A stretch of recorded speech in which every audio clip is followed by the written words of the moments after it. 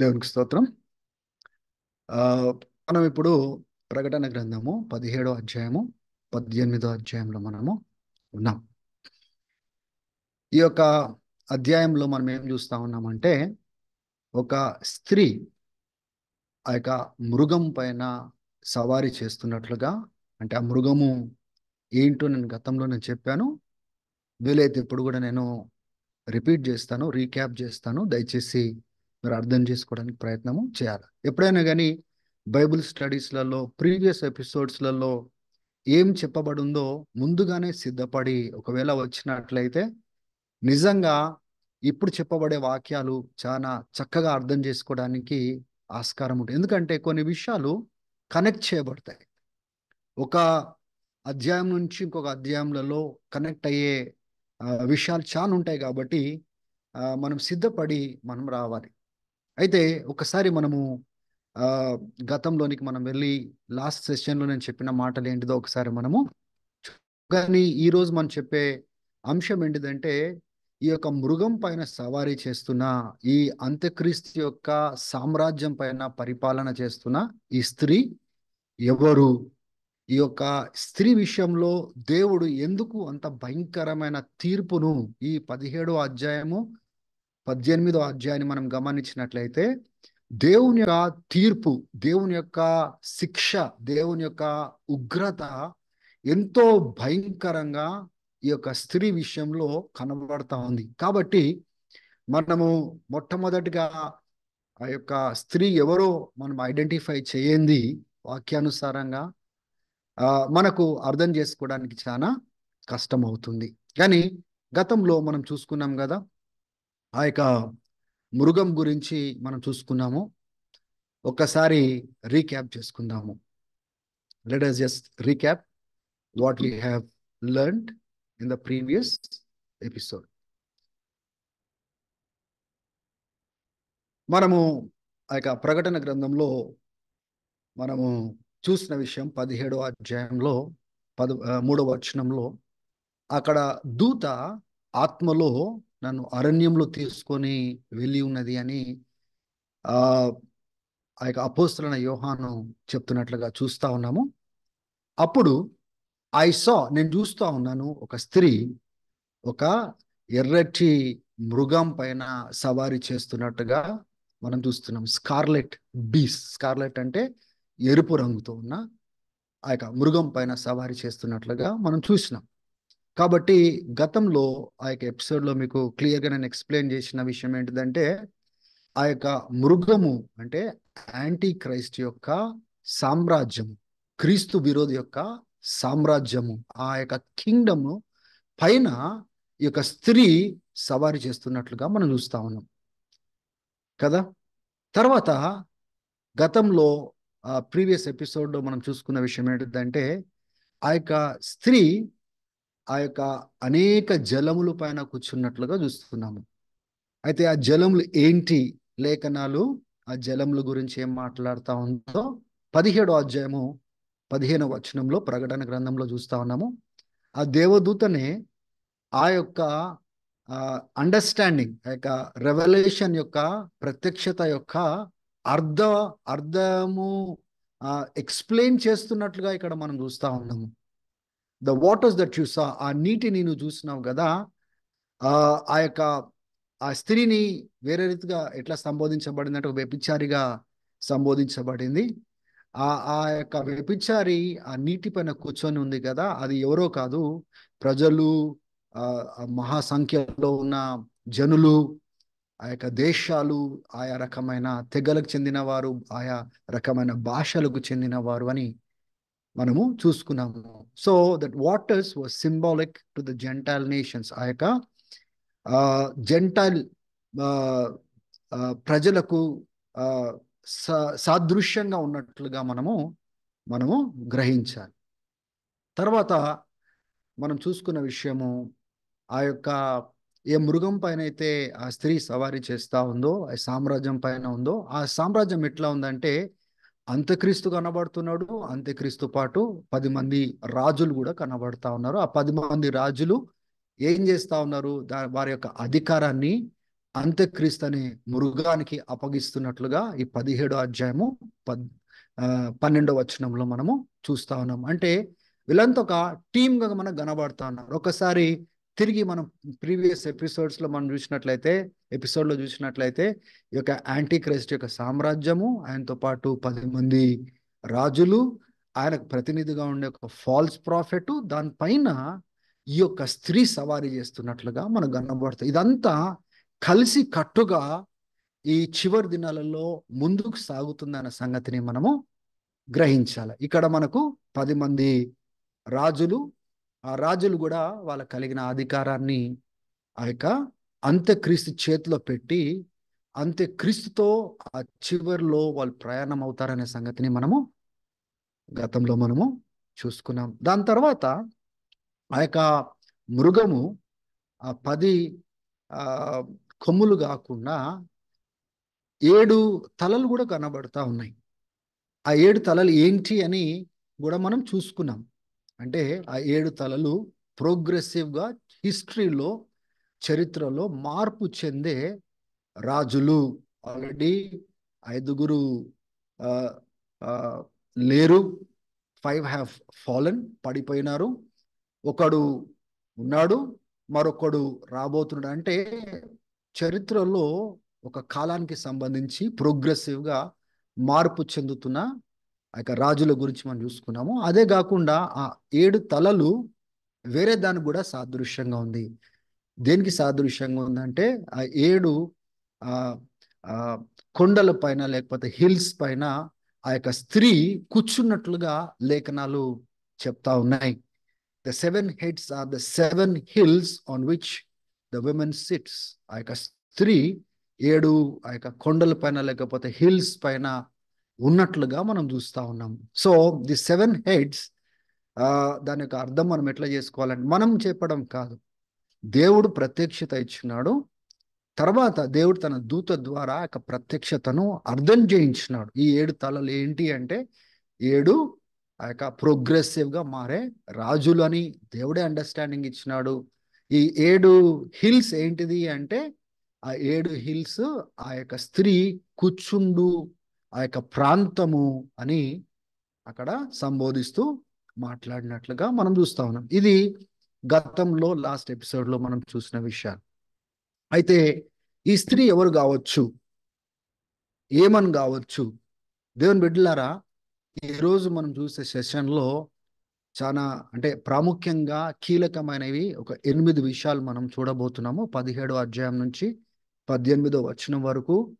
ఆ స్త్రీ ఎవరు, ఆ సూచనలు ఏంటిది, ఎలా గుర్తుపట్టాలి అనే విషయాన్ని మనము 8 విషయాలు మనము చూసుకోబోతున్నాం. కానీ ఈ స్త్రీని దేవుడు ఎలా అంటే లేఖనాలలో సంబోధించినట్టంటే మహా బబులోను, బాబిలోన్ ద గ్రేట్ అని సంబోధించబడింది. ఎందుకంటే అదేంటిదో మనము నెక్స్ట్ ఎపిసోడ్లో లేకపోతే నెక్స్ట్ సెషన్లో ఇవన్నీ డీటెయిల్గా మనం చూడబోతున్నాము. ఈరోజు మాత్రం కేవలము ఆ ఆ యొక్క స్త్రీని ఐడెంటిఫై చేయడానికి కంక్లూషన్కి రాకముందు ఈ స్త్రీ ఇది అని చెప్పడానికి ముందు ఈ 8 పాయింట్లకు మనము జవాబునిచ్చేటట్టుగా మనం ఉండాలి. ఆ 8 పాయింట్లు ఒక దిక్సూచి లాంటిది అనమాట. అంటే మనకి ఒక డైరెక్షన్ చూపించేది, ఇగో ఫలాంది ఇది అని చూపించే ఆ 8 పాయింట్స్ చాలా జాగ్రత్తగా మనము ఎగ్జామిన్ చేయాలి. కానీ స్త్రీని ఏ రీతిగా సంబోధించబడిందో ఇప్పుడు మనం చూస్తున్నాము. బాబిలోన్ ద గ్రేట్ అంటే మహా బాబిలోన్ అని పరిచయం చేయబడినట్టుగా మనం 17వ అధ్యాయము 5వ వచనంలో మనం చూస్తా ఉన్నాము. గ్రేట్ ప్రాస్టిట్యూట్ ఎలా పరిచయం చేయబడ్డాడు అంటే ఆ స్త్రీ ఎలా పరిచయం చేయబడ్డది అంటే మామూలు ప్రాస్టిట్యూట్ కాదు, గ్రేట్ ప్రాస్టిట్యూట్గా, అంటే పెద్ద వ్యభిచారిగా 17వ అధ్యాయము 1వ వచనంలో పరిచయం చేయబడింది. అదే కాకుండా 17వ అధ్యాయము 5వ వచనంలో మదర్ ఆఫ్ ప్రాస్టిట్యూట్స్ అంటే ఈ యొక్క వ్యభిచారులకు ఒక తల్లి లాంటిది, ఒక పెద్ద తల్లి లాంటిది అనే విషయము దేవుడు లేఖనాలలో అక్కడ సంబోధిస్తున్నట్టుగా మనం చూస్తా ఉన్నాము. కేవలం అదే కాదు, ఈ భూమి పైన అహేయకరమైంది అని కూడా 17వ అధ్యాయంలో 5వ వచనంలో మనం చూస్తున్నాం. గ్రేట్ బాబిలోన్ అని మదర్ ఆఫ్ ప్రాస్టిట్యూట్స్ అని, abomination of the earth. So ఈ స్త్రీ ఎవరు కావచ్చు లేఖనాలలో మనము పరిశీలించడానికి ప్రయత్నము చేద్దాం. ఈరోజు కేవలము మనము ఆ 8 పాయింట్స్ ఏంటిదో మనం ఐడెంటిఫై చేయడానికి ప్రయత్నం చేస్తా ఉన్నాము.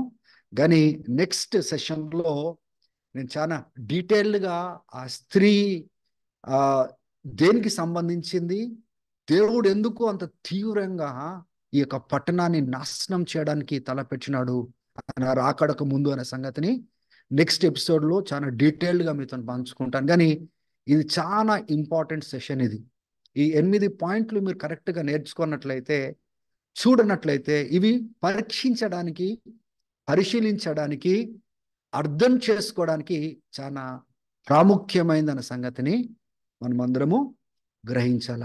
ఈ 8 విషయాలు ఈరోజు మనము చూసుకుందాం. మొదటిది, ఈ 17వ అధ్యాయంలో 18వ వచనం ఒకసారి మనం చూసుకున్నట్లయితే, ద విమెన్ యు సా అంటే, ఇప్పుడు చూడండి బిబ్లికల్ ఇంటర్ప్రిటేషన్లో ఎట్లా ఉంటుందంటే, one scripture explains another scripture. అంటే దేవుడు కొన్నిసార్లు సాదృశ్యంగా మాట్లాడతాడు, సింబల్స్లలో మాట్లాడతాడు, ఉపమాన రీతిగా మాట్లాడతాడు. కానీ మాట్లాడినప్పటికీ దేవుడు దాని యొక్క అర్థము వదిలేసినట్లుగా, మానవుడు తనకు తోచినట్లుగా అర్థం చేసుకోవడానికి వదిలేయడు. చాలా మటుకు దేవుడు ఏదైతే ప్రత్యక్షత ఇస్తా ఉంటాడో ఆ ప్రత్యక్షత దాని యొక్క అర్థంను కూడా బయలుపరుస్తాడు. దానియేలు గ్రంథంలో మనం చూస్తున్నాం కదా, మనం గతంలో చూస్తున్నాం 7వ అధ్యాయంలో 4 మృగాల గురించి ఇచ్చిన తర్వాత ఒక్కొక్క మృగము ఇటువంటి సామ్రాజ్యం అని చెప్పినాడు, ఈ రీతిగా ఉండబోతుందని చెప్పినాడు. ఆ యొక్క దానియేలు ప్రశ్న అడుగుతున్న కొలది దేవుడు దాని యొక్క వివరణ ఇస్తా ఉన్నాడు. అందుకోసమే ఎప్పుడైనా కానీ బిబిలికల్ ప్రాఫెసీస్లలో వాక్యానుసారంగా దీనికి సంబంధించింది ఎక్కడైనా ఉన్నదా అనే సంగతిని మనము పరిశీలించుకోవాలా, చూసుకోవాలా. ఇప్పుడు చూడండి, ఆ యొక్క స్త్రీ, వ్యభిచార స్త్రీ మహాబబులోను అని చెప్పబడింది, ఆ వ్యభిచారులకు తల్లి అని, భూమిపైన హేకరమైందని, ఇవన్నీ చెప్పినప్పుడు చాలా మంది పాస్టర్లు, లీడర్లు ఏం చేస్తారంటే వాళ్ళకు తోచినట్లుగా, వాళ్ళకు అనుకున్నట్లుగా వాళ్ళు వివరణ ఇస్తారు, లేకపోతే వాళ్ళు బోధిస్తూ ఉంటారు. దేవుని బిడ్డలారా, దేవుడు ఏదైతే ప్రత్యక్షత ఇస్తున్నాడో ఆ ప్రత్యక్షత ఎలా అర్థం చేసుకోవాలో దాని వివరణ కూడా ఎక్కడ ఇచ్చినాడని మనం చూసుకోవాల్సిన అవసరత మనకెంతగానో ఉంది. ఇది చూడండి, ఇప్పుడు వరకు ఆ యొక్క స్త్రీ గురించి మనం చూసినాం.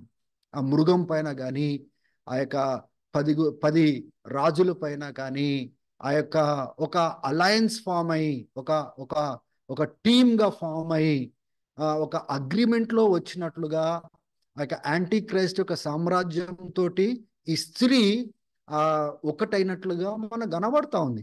కానీ ఆ స్త్రీ ఎవరు? బైబిల్ ఏం చెప్తా ఉంది? వేరే వాళ్ళు ఏం చెప్తున్నారో నాకు అనవసరం, కానీ బైబిల్ ఏం చెప్తుందో అది చాలా అవసరం మనకి. అందుకోసమే బైబిల్ని మనం జాగ్రత్తగా చదివేటట్టుగా ఉండాలా, వెతికేటట్టుగా ఉండాలా. దాని గురించిన వివరణ ఎక్కడైనా దేవుడు ఇచ్చినాడా, అదే సందర్భంలో ఇచ్చినాడా, వేరే అధ్యాయంలో ఇచ్చినాడా, లేకపోతే ప్రవచనాల్లో ఇచ్చినాడా, దాన్ని ఎలా అర్థం చేసుకోవచ్చో మనము చూసే ప్రయత్నము మనం చేయాలా. కానీ సొంతగా వివరణ మనం ఇచ్చే ప్రయత్నాలు మనము చేయకూడదు. ఈ స్త్రీని మీరు చూసినారు కదా అంటున్నాడు. ఆ స్త్రీ ఎవరు అంటున్నాడు దేవుడు? The woman that you saw is the great city that rules over the kings of the earth. మీరు అండర్లైన్ చేసుకోండి, నోట్స్లలో రాసుకోండి. ఈ పట్టణాన్ని మనము, ఈ యొక్క స్త్రీ ఎవరో కాదు, అది మహాపట్టణం అంట. చిన్న పట్టణం కాదు. దాని యొక్క వేర్లు ఎంత వరకు ఉన్నాయి అంటే, అది ఎంత వ్యాప్తి చెందిందంటే, ఎంత ప్రభావం కలిగిందంటే, అది భూ ప్రపంచంలో ఉన్న రాజుల పైన పరిపాలన, అది rules over the Kings of the earth. ఈ యొక్క భూమి పైన ఆ యొక్క రాజులను పరిపాలించేంత ప్రభావము వ్యాప్తి చెందిన పట్టణము అని చూస్తున్నాం. అంటే ఈ యొక్క పట్టణము ఆ అంత్యక్రీస్తు యొక్క సామ్రాజ్యంతో చివరి దినాలలో ఒకటి కాబోతుంది అని మనం గ్రహించాలి. ఆ స్త్రీ ఎవరు? ఇక చూడండి, కేవలము ఒకటే వచనంలో దాని గురించి రాయబడలేదు.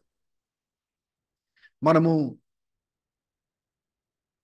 18వ అధ్యాయము 8వ వచనంలో చూడండి. నేను ఇంతకు ముందే చెప్పినాను కదా, దేవుడు ఎందుకు ఉగ్రుడై ఉన్నాడు, దేవుడు ఎందుకు కోపంతో ఉన్నాడు, దేవుడు ఎందుకు శిక్షించడానికి ప్రయత్నం చేస్తున్నాడు అంటే ఈ యొక్క పట్టణము పరిపాలన అంత్యక్రీస్తుతో చివరి దినాలలో ఒకటి కాబోతుంది గనుక దేవుడు దాన్ని శిక్షించడానికి దేవుడు పూనుకున్నాడు అనే సంగతిని మనం అర్థము చేసుకోవాలి. అయితే 18వ వచనంలో చూడండి, when you see the smoke of burning, ఎప్పుడైతే దేవుడు దాన్ని శిక్షించబోతున్నాడో, ఎందుకు శిక్షిస్తాడో మనం తర్వాత చూద్దాం. కానీ ఎప్పుడైతే శిక్షిస్తున్నాడో ఆ యొక్క పొగ ఆ యొక్క పట్టణం నుంచి బయటికి రాబోతుందో, చాలా మంది దే విల్ ఎక్స్క్లెయిమ్, అసలు was there ever a city like that great city? అటువంటి పట్టణము అసలు భూమి పైన ఇంకోటి ఉన్నదా? అంటే అటువంటిది ఇంకా వేరేది లేదు అన్నట్టుగా అక్కడ పట్టణం గురించి మాట్లాడుతున్నట్లుగా మనం చూస్తున్నాం. Was there ever a city like this great city? ఇటువంటి పట్టణము, ఇటువంటి గొప్ప పట్టణము ఉన్నదా? అంటే ఆ స్త్రీ ఎవరు అని మనం గమనించినట్లయితే అది మహాపట్టణము అనే సంగతి మనకు ప్రకటన గ్రంథము ఈ 17వ అధ్యాయము 18వ అధ్యాయంలోనే మనకు కనబడతా ఉంది. చూడండి, ఇంకా దేవుడు ఆ యొక్క పట్టణాన్ని ఆ శిక్షిస్తున్న సమయంలో, woe woe woe to you O great city, నీకు శ్రమ, నీకు శ్రమ ఓ గొప్ప పట్టణమా అంటున్నాడు. అక్కడ ఆ స్త్రీని దేంతో పోల్చి మాట్లాడుతున్నాడంటే గొప్ప పట్టణంతోని దేవుడు పోలుస్తున్నాడు. దేవుడే ఆ స్త్రీ ఎవరో బయలుపరుస్తున్నాడు. కాబట్టి మనం కూడా తొందరపడి ఆ స్త్రీ ఎవరో మనకు మనమే ఆ అర్థం చేసుకోవడానికి, కొత్త అర్థాలు ఇవ్వడానికి ప్రయత్నము మనము చేయకూడదు. ప్రకటన గ్రంథము 16వ అధ్యాయంలో 19వ వచనంలో కూడా మనం చూసినట్లయితే అక్కడ దేవుడు తన యొక్క ఉగ్రతను ఆ యొక్క పట్టణాల పైన, అదే కాకుండా ఈ బబులోను అని పిలువబడుతున్న, గొప్ప బబులోను అని పిలువబడుతున్న ఈ మహాపట్టణం పైన కూడా ఆయన చూపిస్తున్నప్పుడు, ఆయన ఉగ్రత చూపిస్తున్నప్పుడు అది 3 ముక్కలుగా, 3 పార్ట్స్గా స్ప్లిట్ అయినట్టుగా మనం చూస్తా ఉన్నాం. 3 ముక్కలుగా విభజించబడినట్లుగా చూస్తున్నాం. ఇక్కడ కూడా మీరు చూడండి, ఆ బబులోన్ ద గ్రేట్ అనేది ఆ పట్టణంతో పోలుస్తున్నాడు, ఆ స్త్రీ కూడా పట్టణంతో పోలుస్తున్నాడు. గనుక మనము ఎలా అర్థం చేసుకోవాలా, ఈ స్త్రీ ఎవరు అని మనం ఎట్లా అర్థం చేసుకోవాలా? ఆ స్త్రీ ఆ యొక్క ఆ వ్యభిచారులకు తల్లి, మహాబబులోను, ఈ హేయకరమైంది భూమి పైన. ఆ స్త్రీ ఎవరు అని మనం అర్థం చేసుకోవాలంటే అది మహాపట్టణము. It is a great city on earth. ఇది మొదటి విషయము. దేవుని బిడ్డలారా, అది మహాపట్టణము. అది ఎంత వ్యాప్తి చెందిందంటే భూగోళం పైన దానికి ప్రభావం ఉంది. అదే కాకుండా రాజుల పైన, అధికారుల పైన పరిపాలన కలిగిన పట్టణము. ఆమేన్. మీరందరూ నేర్చుకుంటున్నారని నేను నమ్ముతా ఉన్నాను. రెండో విషయము, ఆ పట్టణాన్ని లేకపోతే ఆ స్త్రీని ఐడెంటిఫై చేసే విషయము బైబిల్ ఇంకెటువంటి గుర్తులు మనకి ఇస్తా ఉందో మనం చూడడానికి ప్రయత్నము చేద్దాము. ప్రకటన గ్రంథము 17వ అధ్యాయము 9వ వచనంలో ఇక్కడ ఒక పిలుపునివ్వబడతా ఉంది. This calls for a mind with wisdom. ఒక జ్ఞానంతో కూడిన మనసు కోసము ఒక పిలుపునివ్వబడతాయి. ఎందుకంటే చాలా జ్ఞానంతో మనం అర్థం చేసుకోవాలి దీన్ని అని దేవుడు పిలుపునిస్తున్నాడు. ఈ 7 తలలు ఏవైతే ఇంతకు ముందు అని చెప్పాను కదా, 7 తలలు 10 కొమ్ములు, అంత్యక్రీస్తు యొక్క ఆ యొక్క సామ్రాజ్యము, దానిపైన ఈ యొక్క స్త్రీ కూర్చున్నట్లుగా, సవారీ చేస్తున్నట్లుగా మనం చూస్తున్నాం. ఆ 7 తలలు 7 కొండలు, 7 హిల్స్, గుట్టలన్నా లేకపోతే ఆ, కొండలన్నా, on which the women sits. అంటే ఇప్పుడు ఈ యొక్క పట్టణం ఏంటి ఏంటి అని మనము ఆ, ఆలోచన చేసినప్పుడు, మనం అన్ని వెతకడము ప్రారంభం చేసినప్పుడు, అది ఖచ్చితంగా ఈ 7 కొండల మధ్యలో ఉండవలసిన పట్టణము అని మనం గ్రహించాలి. ఈ సూచనలు అన్నీ కూడా నెరవేర్చబడాలి. ఏవేవైతే రాయబడ్డాయో, ఏవేవైతే ప్రత్యక్షపరచబడ్డాయో అవన్నీ 100% ఆ పట్టణానికి చెంది ఉండాలి. అప్పుడే మనం ఇది ఈ పట్టణం అని, లేకపోతే ఈ స్త్రీ దేనికి సంబోధించబడిన పట్టణమో మనము గుర్తించగలుగుతాము. లేకపోతే మనం గుర్తించడానికి చాలా కష్టం కలుగుతుంది. ఇవన్నీ ఫుల్ఫిల్ కావాలి. అందుకోసమే ఇది ఒక క్రైటీరియా, దేవుడు బయలుపరిచిన క్రైటీరియా అన్నమాట.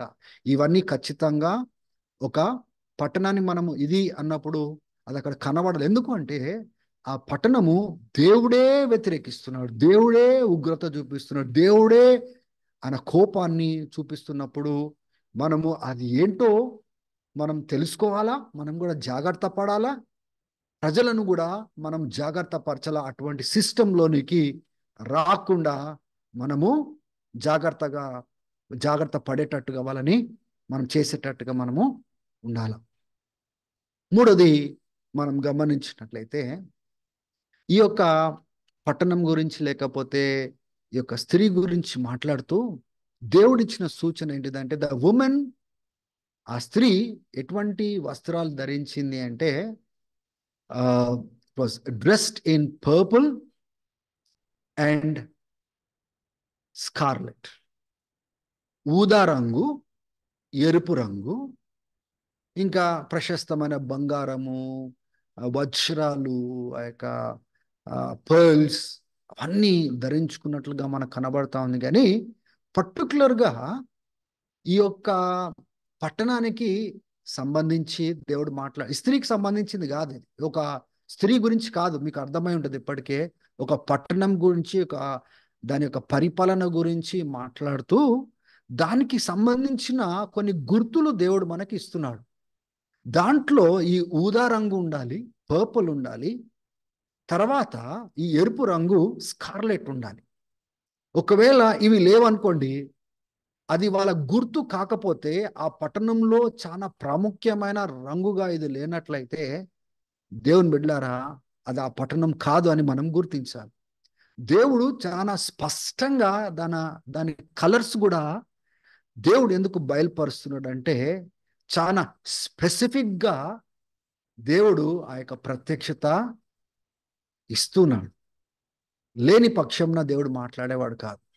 పర్పుల్ అండ్ స్కార్లెట్, నేను నెక్స్ట్ సెషన్లో మీకు పిక్చర్స్తో సహా ఆ యొక్క డీటెయిల్స్ అన్నీ, ఈ 8 పాయింట్లు నేను చెప్తున్నాను కదా, ఆ పట్టణం ఏంటిదో మీకు కంప్లీట్గా ఆ 8 పాయింట్స్ని ఒక్కొక్క పాయింట్కి తగ్గట్టుగా నేను యొక్క రుజువులను మీ ముందుకు నేను తీసుకురాబోతా ఉన్నాను.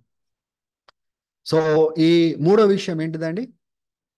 Purple and scarlet.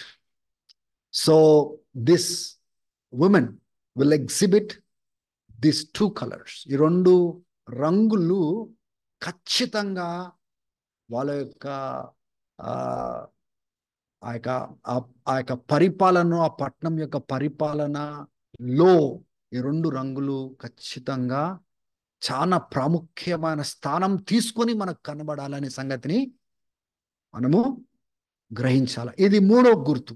ఆ పట్టణాన్ని గుర్తుపట్టడానికి, ఆ పట్టణం యొక్క పరిపాలనను గుర్తుపట్టడానికి, ఎవరు పరిపాలిస్తున్నారో ఆ యొక్క వర్గాన్ని గుర్తుపట్టడానికి ఈ 2 రంగులు చాలా ప్రాముఖ్యమైంది. నాలుగోది మనం గమనించినట్లయితే, ఈ యొక్క స్త్రీ అంటే పట్టణము చాలా ధనికమైన పట్టణమై ఉండాలి. కేవలము ధనికమైన పట్టణమే కాదు, అది బిజినెస్లో కూడా, ట్రేడ్లో కూడా ఇన్వాల్వ్ అయి ఉండాలి. ఎందుకంటే ఆ పట్టణంతో చాలా లావాదేవీలు ఆ, వజ్రాలకు సంబంధించింది కానీ, లేకపోతే ఇక్కడ ఇది ఈ పట్టణం గురించి మాట్లాడుతూ చూడండి, ఇక్కడ 17వ అధ్యాయం 4వ వచనంలో, it was glittering with gold and precious stones and pearls. చాలా బంగారము, ప్రశస్తమైన వజ్రాలు, లేకపోతే పర్ల్స్ మనకు కనబడతా ఉన్నాయి. దాని చేతిలో గోల్డెన్ కప్, ఒక బంగారపు ఒక గిన్నె మనకు కనబడతా ఉంది. So it is suppose to be a very rich, బాగా డబ్బుతో కూడి, బాగా ఆస్తితో కూడిన పట్టణమై ఉండాలి. It should be very very rich, stinking rich అనాల. ఆమెన్. సో ఈ 17వ అధ్యాయంలో 4వ వచనంలో దాని యొక్క ఆస్తుల గురించి మాట్లాడబడింది. ఈ 18వ అధ్యాయంలో 11వ వచనం నుంచి 16వ వచనం వరకు ఎందరైతే దీంతో బిజినెస్ చేస్తారో ఎన్ని రకాలుగా, ఇవన్నీ చాలా సాదృశ్యంగా మాట్లాడబడిన మాటలు. అంటే cargoes of gold, precious stones, pearls, fine linen, silk, అంటే ఎన్ని రకాలుగా ఇది ఇన్వాల్వ్ కాగలుగుతుందో ఈ యొక్క పట్టణము, అన్ని రకాలుగా ఇన్వాల్వ్ అయి ఉంటుంది. లావాదేవీలు, ట్రేడ్ కానీ, బిజినెస్ కానీ ఇక్కడ జరుగుతున్నట్లుగా మనకు కనబడుతుంది. అంటే ఇది ఒక పట్టణము, ఈ పట్టణము చాలా డబ్బుతో కూడిన దాంతో వ్యవహారం చేస్తున్నట్లుగా మనము చూస్తున్నాం. 14వ వచనంలో చూడండి, వాళ్ళు ఎవరైతే ఈ పట్టణము నాశనం అవడం చూస్తున్నారో, వాళ్ళు ఎవరైతే బిజినెస్ చేసినారో, మర్చెంట్స్ బిజినెస్ చేసినారో, దాని నాశనం చూసి వాళ్ళు this is what they will say, ఈ రీతిగా వాళ్ళు అంటున్నారంట దూరం నిల్చొని, ఏదైతే నువ్వు ఆశించిన ఫలము నీ నుంచి వెళ్ళిపోయింది, నీ యొక్క సుఖము, నీ యొక్క లగ్జరీ, నీ స్ప్లెండర్ మొత్తం నాశనం అయిపోయింది అనేసి, మళ్ళా నువ్వు తిరిగి నువ్వు రికవర్ కావు, అంత నాశనం అయిపోయినావు, అంత నాశనం చేయబడ్డామని దూరం నిలబడి మాట్లాడుతున్నట్లుగా మనం చూస్తున్నాం. 15వ వచనం చూడండి, the merchants who sold these things and gain their wealth from her will stand far off. ఈ యొక్క పట్టణంతో లావాదేవీలు చేసిన వారు, బాగా ధనికులైన వాళ్ళు దూరం నిల్చొని వాళ్ళు వేడిస్తారంట, విలపిస్తారంట, ఓ మహాపట్టణమా, ఓ మహాపట్టణమా, బంగారు ప్రెషస్ స్టోన్స్ తో, పర్ల్స్ తో అలంకరించబడిన పట్టణమా, మంచి నారా బట్టలు వేసుకొని ఊదా రంగు, ఇక వెర్రపు రంగు వేసుకున్న ఓ పట్టణమా అని వాళ్ళు ఏడుస్తారంట. అంటే నాలుగో గుర్తు ఏంటిదంటే, ఇది ఈ పట్టణము చాలా ధనికమైన పట్టణమై ఉండాలి, లావాదేవీ చేసిన పట్టణంగా ఉండాలి. ఈ యొక్క పట్టణం యొక్క ఆ యొక్క మానిటరీ వాల్యూ అసలు భూమి పైన చాలా తారాస్థాయికి చేరి ఉండాలి.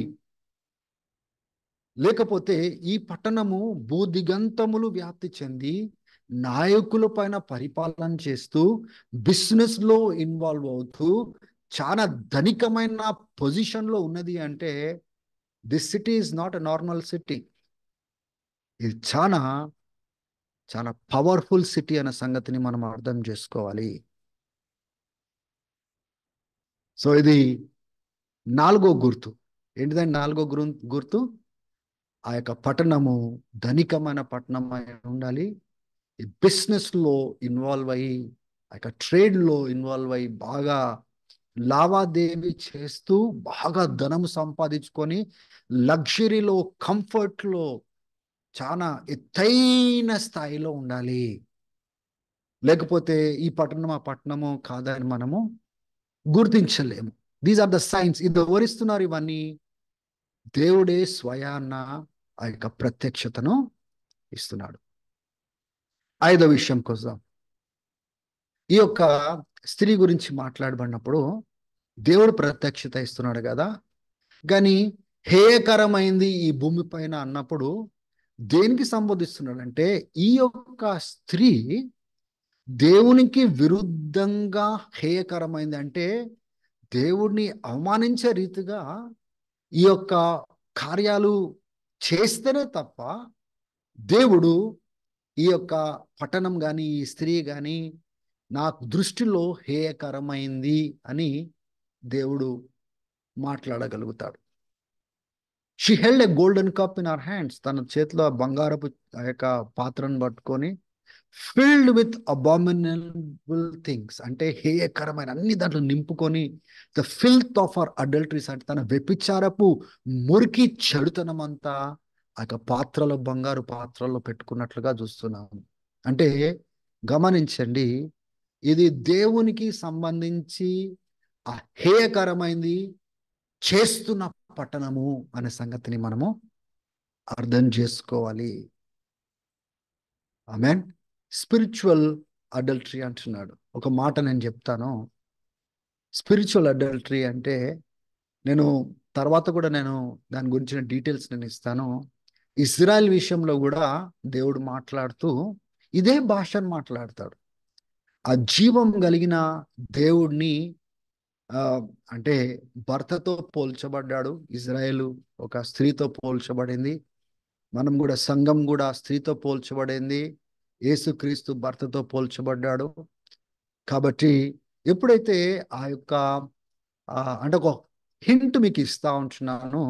హేయకరమైంది అంటే వ్యభిచారము అనే పదము, this is not a physical adultery, లేకపోతే ఇది ఒక శారీరకంగా ఆ జరుగుతున్న వ్యభిచారం గురించి కాదు. ఇది ఆధ్యాత్మికమైన వ్యభిచారం గురించి దేవుడు సంబోధిస్తూ, అది ఆయనకు హేయకరంగా ఉందనే సంగతిని ఇక్కడ ప్రత్యక్షపరుస్తా ఉన్నాడు. కాబట్టి ఎప్పుడైతే ఇశ్రాయేలు నిజమైన దేవుణ్ణి విడిచిపెట్టి ఆయా దేవుళ్ళు కానీ, చుట్టుపక్కల ఉన్న దేవతలను, వాళ్ళని వీటిని పట్టుకొని వెంబడిస్తున్నప్పుడు, దేవుడు ప్రవక్తలను లేవనెత్తుకొని ఆ ప్రవక్తల ద్వారా ప్రవచిస్తూ మాట్లాడిన మాటలు ఇటువంటివే. ఏంటిది? మీరు వ్యభిచారము చేస్తూ బ్రతికినారు, నన్ను విడిచి వేరే అంటే ఎట్లా పోల్చినట్టంటే, వేరే మొగోలు వైపున, అంటే భార్యాభర్తలు ఒకవేళ ఆ భార్య ఉన్నా కానీ ఇతరుల స్త్రీతో వెళ్తే ఎట్లా ఉంటుంది, లేకపోతే భర్త ఉన్నా కానీ ఇతరుల మొగుళ్ళతో వెళ్తే దాని వ్యభిచారం ఎట్లా అంటామో, అంటే it is seen in that context of adultery.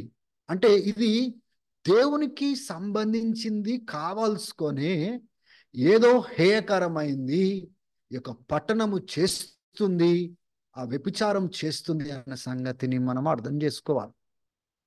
Amen. So దీని గురించిన డీటెయిల్స్ నేను తర్వాత చెప్తాను. గమనించండి, ఇది దేవునితో కనెక్షన్ ఉండవలసిన పట్టణమే. అందుకోసమే చాలా జాగ్రత్తగా దీన్ని ఇవాల్యుయేట్ చేయాలి. దేవునితో కనెక్ట్ అయ్యన్నట్టు కనబడుతుంది, దేవునికి సంబంధించిన హేయకరమైనది కనబడుతుంది, కానీ ఆధ్యాత్మికమైన వ్యభిచారం కనబడతా ఉంది. మరి ఇది ఏం కావచ్చు అన్న ఆలోచన మనకు రావచ్చు. కానీ ఓపిక పట్టండి, నెక్స్ట్ సెషన్ వరకు కాస్తే మీరు ఓపిక పడితే మీకు అర్థమవుతుంది. ఆమేన్. సో ఆల్రెడీ మీకు చెప్పాను, if it is counted as spiritual adultery, ఆధ్యాత్మికమైన వ్యభిచారం సంబంధించి ఉంటే, దేవుని దృష్టిలో డెఫినెట్ గా స్పిరిచువల్ గా ఏదో ఒక రకంగా ఈ పట్టణానికి దేవునికి కనెక్షన్ ఉంది అనే సంగతిని మనం గ్రహించాలి. ఆమేన్. లేని పక్షంగా ఈ మాటలు ఎందుకంటాడు దేవుడు? ఆ పట్టణంలో ఉన్న ప్రజలతో ఈ మాటను అంటున్నాడు. ఏమంటున్నాడు చూడండి, 18వ అధ్యాయము 4వ వచనం నుంచి 5వ వచనం వరకు. Then I heard another voice from heaven. పరలోకం నుంచి మరొక స్వరాన్ని నేను వింటా ఉంటున్నాను అంటున్నాడు. ఏం స్వరం అంట? Come out of her. Her అంటే ఆ పట్టణము, లేకపోతే ఆ సామ్రాజ్యము, ఆ పరిపాలన, ఆ సిస్టమ్ నుంచి, ఆమె నుంచి బయటికి రండి అంటున్నాడు. ఎవరితో మాట్లాడుతున్నాడు? మై పీపుల్ అంటున్నాడు. నా ప్రజలారా అంటున్నాడు, నాకు చెందిన వాళ్ళారా. అంటే ఇక్కడ దేవుడు ఎందుకు ఇట్లా మాట్లాడుతున్నాడు అంటే, దేవుని యొక్క ప్రజలు, దేవునితో కనెక్షన్ కలిగిన ప్రజలు ఆ సిస్టంలో ఉన్నారు అనే సంగతిని అర్థం చేసుకోవాలా. రాను రాను కొద్దిగా డీటెయిల్స్లోకి వెళ్తా ఉంటే కొద్దిగా మనకు కాంప్లికేటెడ్ కనబడతా ఉంది. పట్టణం ఏంది, స్పిరిచువల్ అడల్టరీ ఏంటిది, వ్యభిచారంగా పిలువబడుతుంది ఏంటిది, దాని తర్వాత అక్కడ దేవుని ప్రజలు ఉండడం ఏంటి, దాంట్లో నుంచి బయటికి రమ్మని దేవుడు ఎందుకు అంటున్నాడు? చూడండి, ఇక్కడ చూడండి ఏమంటున్నాడో. ఇది దేవునికి సంబంధించిన ఆధ్యాత్మికమైన వ్యభిచారం కాకపోతే, అక్కడున్న ప్రజలను బయటికి రండి ఎందుకు అంటున్నాడు? ఆ యొక్క పట్టణం యొక్క పాపంలో మీరు పాలు పొందకండి అని ఎందుకు అంటాడు?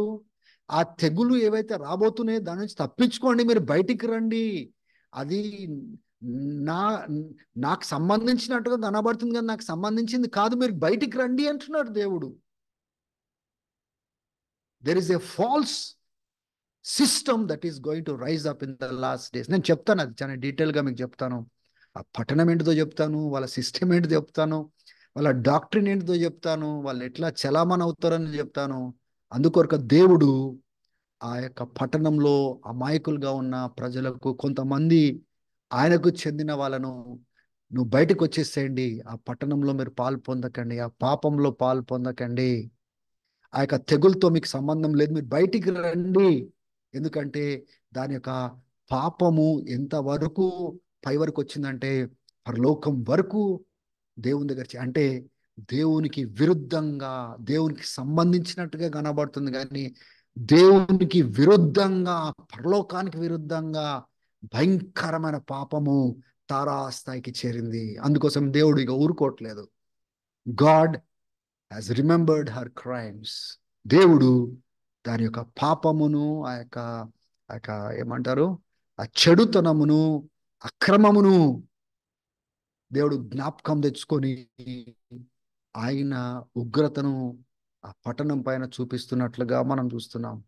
అంటే ఇది ఆధ్యాత్మికంగా వ్యభిచారంలో ఉన్న పట్టణము ఎక్కడో ఒక దగ్గర దేవునితో కనెక్ట్ అయినట్టుగానే కనబడుతుంది కానీ దేవునితో కనెక్షన్ లేదు, వ్యభిచారం చేస్తున్నట్లు కనబడతా ఉంది.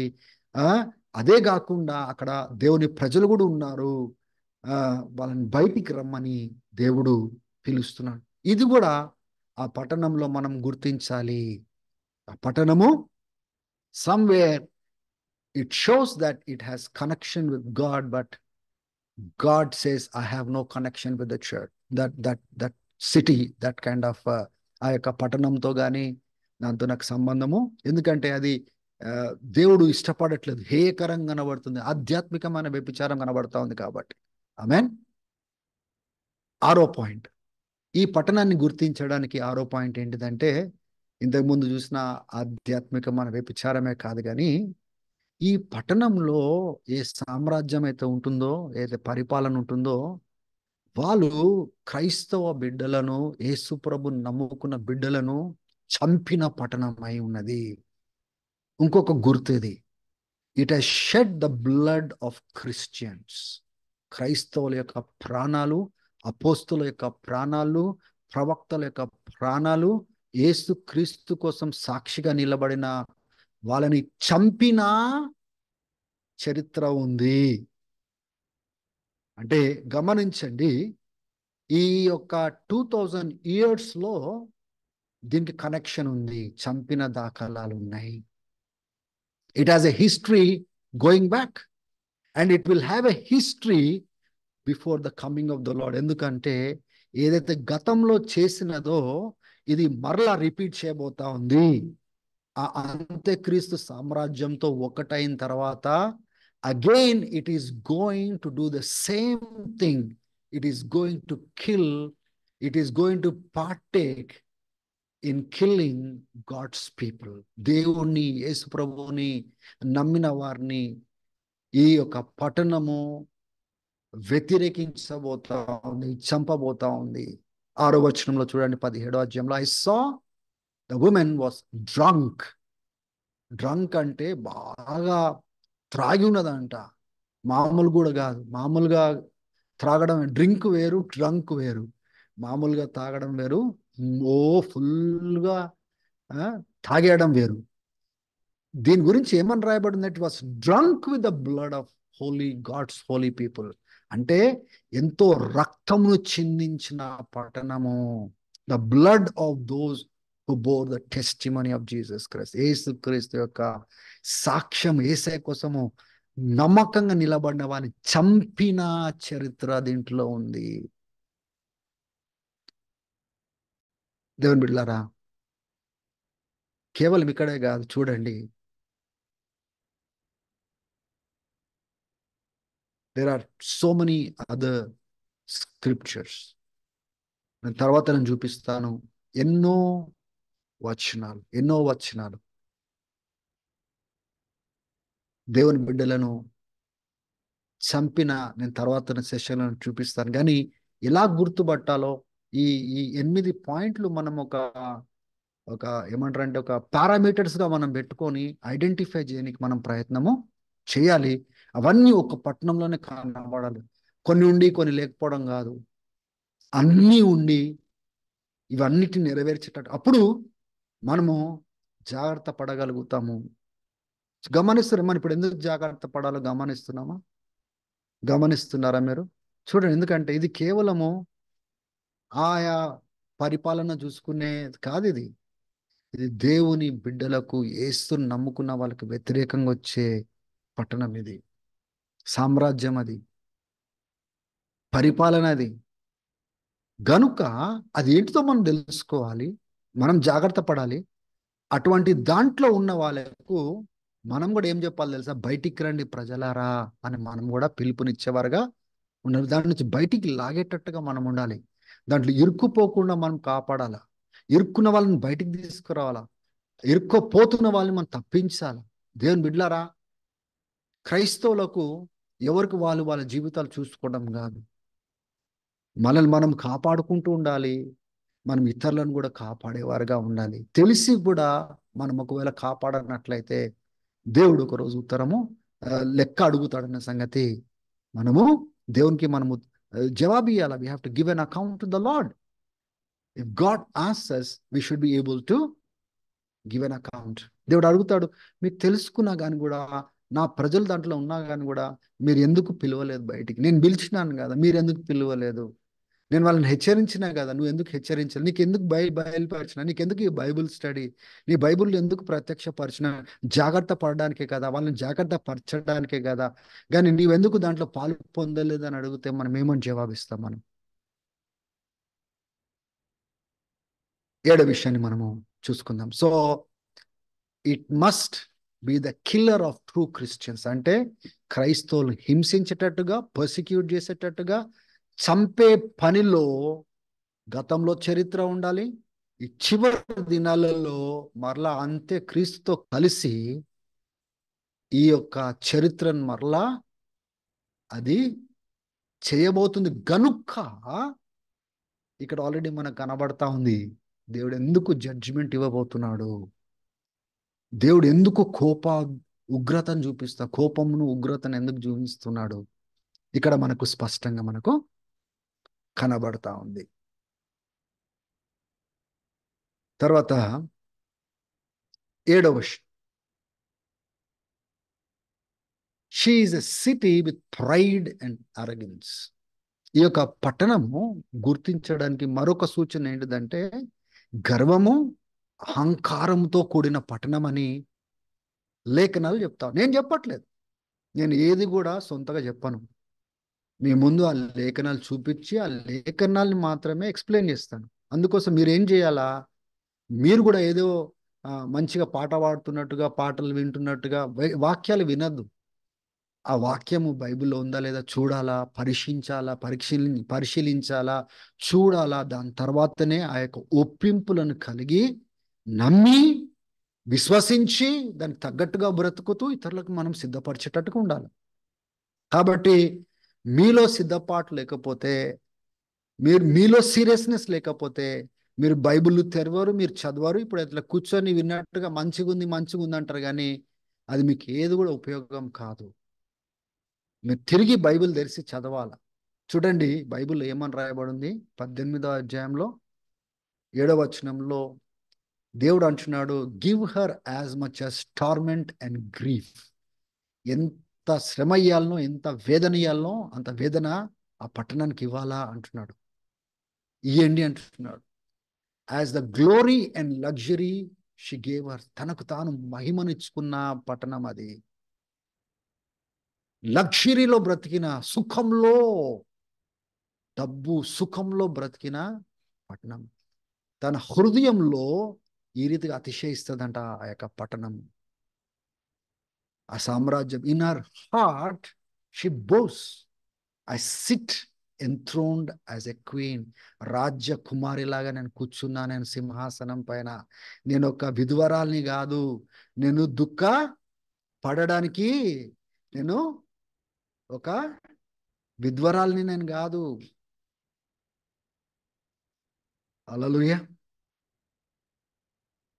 ఐ విల్ నెవర్ మోన్. నేను ఎప్పుడు కూడా నేను విలపించను, దుఃఖపడను ఒక విధ్వరాల్లాగా. నేను ఒక రాజకుమారిలాగా, నేను సింహాసనం పైన పరిపాలిస్తున్న క్వీన్ని నేను అని గర్వపడుతున్న పట్టణము అది. గర్వము, అహంకారంతో అలంకరించబడిన పట్టణము. అందుకోసమే దేవుడు దానిపైన ఒక దృష్టిని ఈ చివరి దినాలలో వేయబోతున్నాడు. గర్వము, అహంకారాన్ని ఇర్చే దేవుడు మన దేవుడు. దీనులకును కృపనిచ్చువాడు, తగ్గించుకున్న వాళ్ళని హెచ్చించువాడు. కానీ దేవునికి విరుద్ధంగా, దేవుని ఉద్దేశాలకు విరుద్ధంగా తనకు తానే హెచ్చించుకొని, ఏదోం గురించి కూడా దేవుడు అంటాడు, నేను నువ్వు బాగా హెచ్చించుకున్నావు, చాలా ఉన్నతమైన స్థానంలో ఉన్నావని నువ్వు అనుకుంటున్నావు, కానీ అక్కడికి వచ్చి నేను కిందకి దింపుతా అంటాడు దేవుడు. దేవుని బిడ్డలారా, దేవుడు గర్వము, అహంకారం అంటే మనల్ని మనం హెచ్చించుకొని, నన్ను ఎవడు దింపలేడు, ఆ స్థాయి నుంచి మేము కిందకి రాలేము, ఎప్పుడు కూడా మేము విలపించము, ఒక విధ్వరాల్లాగా మేము ఎప్పుడు కూడా విలపించము, ఆ కిందటి స్థాయికి మేము రాము అన్నట్లుగా ఇక పట్టణం కనబడతా ఉంది. గర్వము, అహంకారంతో కూడిన పట్టణం అది. ఎగ్జాక్ట్లీ ఆపోజిట్ లక్షణాలు కలిగిన పట్టణం ఇది. దేవుడు దీనత్వం కోరుకుంటాడు, తగ్గింపును కోరుకుంటాడు. ఎగ్జాక్ట్గా సాతాన్ యొక్క లక్షణాలు ఈ యొక్క పట్టణంలో మనకు కనబడతాయి. సాతాను, లూసిఫర్, ఆ యొక్క ప్రధాన దూత ఎందుకు త్రోయబడ్డాడు? పరలోకం నుంచి ఎందుకు త్రోయబడ్డాడు? భూమిపైకి ఎందుకు త్రోయబడ్డాడు? ఎందుకంటే తను తాను హెచ్చించుకోవడానికి ప్రయత్నం చేసినాడు. యెహెజ్కేలు గ్రంథము 14వ అధ్యాయము, ఆ, ఆ, క్షమించండి, యెషయా గ్రంథము ఆ యొక్క 14వ అధ్యాయము, యెహెజ్కేలు 28వ అధ్యాయంలో మనం చూస్తాం. తనకు తాను హెచ్చించుకొని దేవుని యొక్క స్థానము తీసుకోవడానికి రాచకం చేసినట్లుగా మనం చూస్తున్నాము. తాను చెడిపోవడమే కాదు, దేవుని యొక్క మహిమను దొంగిలించడానికి ప్రయత్నం చేయడం కాదు, దేవుని యొక్క సింహాసనంలో కూర్చోడానికి ప్రయత్నం చేయడమే కాదు, దేవుని బిడ్డలారా, బై హిస్ వాయిలెన్స్, తన యొక్క చెడుతనం ద్వారా వేరే దూతలను కూడా చెడిపేసినాడు. గనుక ఆయన కింద మూడో వంతైన దూతలు కూడా చెడిపోయినందుకు, పాడైపోయినందుకు దేవుడు అక్కడి నుంచి త్రోసివేసినాడు. దేవుని బిడ్డలారా, సాతాను, లూసిఫర్ పడిపోవడానికి కారణము గర్వము, అహంకారము. ఆ లూసిఫర్ అనుకున్నాడు, నాకు ఏం తక్కువ ఉంది? జ్ఞానం తక్కువ ఉందా? అందం తక్కువ ఉందా? శక్తి తక్కువ ఉందా? నా కింద మూడొంతలు దూతలు, 1/3 ఆఫ్ ద ఏంజిల్స్ నా కింద ఉన్నారే, నేను నడిపిస్తే నేను చెప్పినట్టే వింటున్నారే, నన్నెందుకు ఆరాధన చేయకూడదు? నేనెందుకు ఆ స్థానం తీసుకోకూడదు? ఆ పర్వతం పైన, ఆ పరిశుద్ధ స్థలం పైన ఉన్న దేవుణ్ణి ఎందుకు ఆరాధన చేయడానికి నేను నిలబడాలి, నా వెనకాల ఉన్న దూతలను నిలబెట్టాలి, నన్నెందుకు ఆరాధన చేయకూడదని గర్వము, అహంకారంతో ఆ పరలోకంలో చెడుతనం తీసుకుని వచ్చినప్పుడు, తన హృదయంలో ఆ చెడుతనం ప్రవేశించినప్పుడు, గర్వము ద్వారా, అహంకారం ద్వారా దేవుడు సాతాను అంటే లూసిఫర్ని, ఆ ప్రధాన దూత అయిన ఆ యొక్క సాతాన్ని ఏం చేసినాడు? పరలోకం నుంచి త్రోసివేసినట్లుగా, ఆ స్థానము తీసేసుకున్నట్లుగా మనం చూస్తా ఉన్నాం.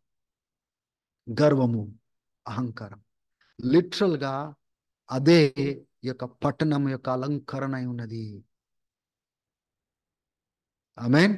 నన్ను ఎవ్వడు దింపలేడు, నా దాకా ఎవరు రాలేరు, నా స్థానం ఎప్పుడు ఇంతే ఉంటుంది, నేను కిందకి రాను. అందుకోసమే దేవుడు కిందకు దింపే ప్రయత్నం చేయబోతున్నాడు చివర్లో. కిందకు దింపుతాడు దేవుడు. దేవుడు ఊరుకోడు, దాన్ని నాశనం పట్టిస్తాడు. ఆమేన్. చివరిగా 8వ విషయం, ఏ మృగము అంటే క్రీస్తు విరోధి, ఆ క్రీస్తు విరోధితో పాటు 10 మంది రాజులు ఏదైతే అగ్రిమెంట్ కి ఈ స్త్రీతో వస్తారో, ఈ పట్టణంతో అంట. కొన్నిసార్లు దేవుడు దేనైనా శిక్షించాలంటే, ఇశ్రాయేల్ని శిక్షించడానికి గతంలో మనం చూసినాము, శత్రు రాజుల చేతులు అప్పగించినాడు. అదే రీతిగా ఇక్కడ వీరి హృదయంలో దేవుడు ఒకటి పెట్టినాడంట. చూడండి, మనము ప్రకటన గ్రంథం 17వ అధ్యాయము 16వ వచనము నుంచి 18వ వచనం వరకు, the beast in the 10 horns you saw. ఈ యొక్క క్రీస్తు విరోధి అనే మృగము, ఈ 10 కొమ్ములనే 10 రాజులు మీరు చూస్తున్న కదా, you saw will hate the prostitute. అంటే ఈ వ్యభిచారైన ఈ పట్టణము, ఈ యొక్క స్త్రీని వాళ్ళు ద్వేషిస్తారంట. అంటే వీళ్ళు, అంటే ఆల్రెడీ మీకు చెప్పాను, ఈ యొక్క యాంటీ క్రైస్ట్ యొక్క సామ్రాజ్యము ఒక జెంటైల్ సామ్రాజ్యం. అన్య సాంప్రదాయం నుంచి, అన్యుల నుంచి వచ్చే జెంటైల్ కింగ్డమ్ అది. ఆ కింగ్డమ్ తోటి ఈ సిటీ ఒకటవుతుంది. కానీ ఈ సిటీకి కొన్ని కనెక్షన్ దేవునితో ఉన్నాయి, కానీ దేవుని యొక్క ప్రతినిధిలాగా కనబడట్లేదు.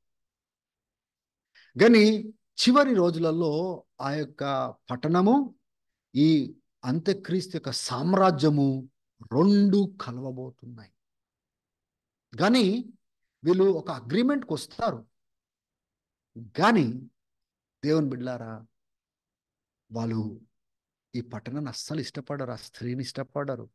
ఏదో చివరి ఉద్దేశం కోసం ఏదో వాళ్ళు అగ్రిమెంట్కి, కవనెంట్కి వస్తారు, కానీ వాళ్ళ హృదయాలలో ఈ యొక్క పట్టణాన్ని వాళ్ళు ఇష్టపడరు, వాళ్ళు ద్వేషిస్తారు. వాళ్ళ యొక్క పట్టణాన్ని నాశనము చేసి దిగంబరిగా చేయడానికి వాళ్ళు పూనుకుంటారు. 17వ వచనం చూడండి, for God has put in to their hearts. దేవుడే వాళ్ళ హృదయంలో ఇక ఉద్దేశము పెట్టినట్లుగా మనం చూస్తున్నాము. నాశనం చేయడానికి దేవుడే యొక్క ఉద్దేశమును పెట్టినట్లుగా చూస్తున్నాము. తర్వాత 18వ వచనంలో, the women you saw is the great city that rules the Kings of the earth. అది ఆల్రెడీ మీకు చెప్పాను నేను. కానీ దేవుడు మాత్రము ఈ భూ ప్రపంచమంతా రాజులను కూడా పరిపాలించే పట్టణమును, ఈ పట్టణము ఈ మృగ సామ్రాజ్యంతో ఒకటైతారు. కానీ ఆ మృగము, ఆ 10 కొమ్ములు ఏ మాత్రము ఇష్టపడరు. బయట అగ్రిమెంట్ చేసుకొని కలిసినట్టుగానే ముందుకు సాగుతారు. కానీ ఒక టైం వస్తుంది, ఆ టైంలో వీళ్ళు వ్యతిరేకం అవుతారు, పైనుంచి దేవుడు కూడా వ్యతిరేకం అవుతాడు. అక్కడ వీళ్ళు నాశనం పట్టించడానికి ప్రయత్నం చేస్తారు, దేవుడు కూడా తన ఒక ఉగ్రతను ఈ యొక్క పట్టణం పైన ఆయన చూపించబోతున్నాడు. దేవుని బిడ్డలారా, 8 విషయాలు మనము చూసుకున్నాం. కంక్లూజన్ మనం వచ్చినాము. మీ క్వశ్చన్ రావచ్చు, ఏంటిది పట్టణము, ఏంటిది పట్టణం అంటే, కొద్దిగా ఓపిక పట్టండి. నెక్స్ట్ సెషన్ వరకు కొద్దిగా ఓపిక పట్టండి. చాలా డీటెయిల్స్ ఉన్నాయి. ఈ ఒక్కొక్క పాయింట్కి మనం సబ్స్టాన్షియేట్ చేయడానికి, దాన్ని రుజువుపరచడానికి మన దగ్గర ఆధారాలు లేకపోతే అర్థం మనకు కాదు. కానీ దేవుడు చివరి దినాలలో చాలా స్పష్టతను ఈ చివరి దినాలకు సంబంధించింది మనకి ఇచ్చినాడు. దేవుడు బయలుపరుస్తున్నాడు, ఆయా సేవకులకు బయలుపరుస్తున్నాడు. వాళ్ళు సిద్ధపరుస్తున్నారు, సంఘాన్ని సిద్ధపరుస్తున్నారు, నాయకులను సిద్ధపరుస్తున్నారు, ఆ ఆ హెచ్చరిస్తూ ఉన్నారు. దేవుని బిడ్డలారా, మనం కూడా ఈ యొక్క హెచ్చరికను మనం తీసుకునేటట్టుగా మనం ఉండాలి. ఇప్పటి వరకు మనం ఏమేమి చూసినామంటే 8 విషయాలు మనం చూసుకున్నాము. ఇవి ఖచ్చితంగా 8 క్రైటీరియా మనకు ఫుల్ఫిల్ కావాలి. It should B a great city on earth. ఇంకా దానికి కొద్దిగా యాడ్ చేయాలంటే యాడ్ చేయొచ్చు, which will rule the Kings of the earth. అది ఎంత వ్యాప్తి చెంది ఉంటుందంటే, ఈ భూగోళం పైన ఉన్న నాయకుల పైన, రాజుల పైన కూడా ఒక అంటే అధికారం కలిగి, గుర్తింపు కలిగి పరిపాలించే స్థాయిలో ఉంటుంది. రెండోది, ఈ యొక్క పట్టణము అంటే స్త్రీ మహాపట్టణం అని మనం చూసినాం కదా. ఆ పట్టణము 7 కొండల మధ్యలో, లేకపోతే దానికి సంబంధించి కనెక్ట్ అయి ఉండాలి. దాని మధ్యలోనే ఉండాలి, దాంతో సంబంధం అన్న ఉండాలి. 7 కొండలు ఆ పట్టణము. మూడోది మనం గమనించినట్లయితే దాని యొక్క రంగు కూడా దేవుడు బయలుపరిచినాడు. ఈ రంగు ఏంటిదో మనకు అంటే దానికి అంత అవసరత ఉందా, లేకపోతే అంత ప్రాముఖ్యత ఉందా అని మనకు ఆలోచన రావచ్చు. కానీ ఎప్పుడైతే నేను మీకు ఎక్స్ప్లెయిన్ చేస్తానో అప్పుడు మీకు అర్థమవుతుంది. అది వాళ్ళ పరిపాలనలో వర్గాలను చూపించే రంగులవి. కాబట్టి కొద్దిగా ఓపిక పట్టండి. నెక్స్ట్ సెషన్లో నేను ఎక్స్ప్లెయిన్ చేస్తాను. అది ఏది కూడా రుజువు లేకుండా మనం మాట్లాడడానికి వీలు లేదు. ఊదా రంగు, ఎరుపు రంగు, పర్పుల్ అండ్ స్కార్లెట్. నాలుగోది, అది బాగా స్టింకింగ్ రిచ్, అంటే చాలా మామూలు డబ్బు కాదు, చాలా రిచ్ పట్టణం అయి ఉండాలి. అదే కాకుండా చాలా ట్రేడ్లో, లావాదేవీ బిజినెస్లలో కూడా ఇన్వాల్వ్ అయిన పట్టణంగా ఉంటుందని బైబిల్ గ్రంథంలో మనకు చెప్తా ఉన్న దేవుడు. ఐదోది, ఆధ్యాత్మికమైన లేకపోతే దేవునికి హేయకరమైన వ్యభిచారం చేస్తూ అది దేవుణ్ణి దూషించేటట్లుగా, దేవుణ్ణి అవమానించేటట్టుగా హేయకరమైంది చేసే పట్టణం అన్న సంగతిని మనము అర్థం చేసుకోవాలా. ఆరోది, దానికి చరిత్ర ఎట్లా ఉందంటే యేసుక్రీస్తు నమ్ముకున్న వాళ్ళని చంపిన చరిత్ర దానికి ఉండాలి. అది చంపిన చరిత్ర ఉంటుంది, చంపబోయే చరిత్ర కూడా ఉంటుంది. గమనికలో మీరు పెట్టుకోండి. She will be a city with pride అన్నారు. చాలా గర్వము, అహంకారంతో కూడిన పట్టణము. నన్ను ఎవడు దింపలేరు, నన్ను ఎవడేం చేయలేడు, నేను కిందకి రాను అనుకుంటున్నారు కదా. దేవుడు చివర్లో దింపబోతు. ఈ యొక్క సూచన కూడా కనబడాలి. Pride and arrogance. Amen. Hallelujah. What was the 8th point? ఒక్క నిమిషం. ఈ పాయింట్ అక్కడ నేను కంక్లూజన్లో మిస్ చేసినాను. Somehow it got deleted. Anyhow 8th point ఏంటిదంటే దేవుడు, 8వ పాయింట్ ఇక్కడ లేదు కానీ నేను చెప్తున్నాను. ఆ యొక్క మృగానికిని ఆ యొక్క 10 మంది రాజులు అంటే కింగ్స్, రూలర్స్ అన్నమాట, వాళ్ళ హృదయంలో దేవుడు పెట్టినాడు ఈ యొక్క పట్టణాన్ని నాశనం చేయడానికి. So it is God who actually has put. ఇది కూడా నెరవేర్పులోనికి రావాలా. అది ఎవరు ఏంటి కూడా మనకు ఉండాలా, కారణాలు కూడా మనకు ఉండాలా. కాబట్టి ఈ 8 విషయాలు ధర్మిలారా మీరు కూడా ధ్యానంలో పెట్టుకోండి. నెక్స్ట్ సెషన్లో ఎప్పుడైతే నేను తీసుకుంటానో కంప్లీట్ డీటెయిల్స్తో వస్తాను. నెక్స్ట్ సెషన్ కాస్తే లెంగ్దీగా ఉంటుంది, ఎందుకంటే మీకు అన్ని రుజువులు చూపెట్టాలి, ఆధారాలు చూపెట్టాలి. అవన్నీ ఎట్లా అర్థం చేసుకోవాలో అవన్నీ చూపెట్టాలి. కాబట్టి నెక్స్ట్ సెషన్లో చాలా డీటెయిల్డ్గా ఉంటుంది. కాబట్టి సిద్ధపడి వీలైతే ఒకసారి మరలా విని నెక్స్ట్ సెషన్లోనికి రండి, పాలు పొందండి. దేవుడు మీ అందరినీ బహుగా దీవించును గాక, ఆశీర్వదించును గాక. ఇంకా ఈ మాటలు మీలో గొప్ప ఒప్పింపును తెచ్చి, జ్ఞానం పట్టుకొచ్చి, సిద్ధపరిచి, జాగ్రత్త పరిచి అనేకులను సిద్ధపరచును గాక. ఆమేన్.